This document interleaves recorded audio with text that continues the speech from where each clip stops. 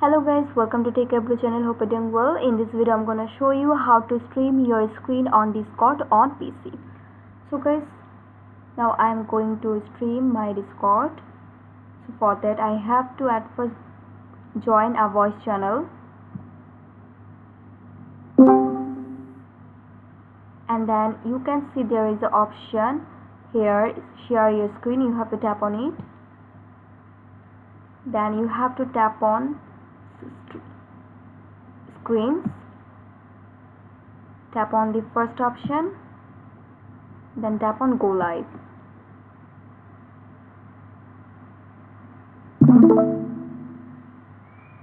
And then you will start streamed. So guys, that's it. That's how you can do it. So guys, I hope this video was helpful to you. If it was, then please give a thumbs up and hit the subscribe button, and thanks for watching the video.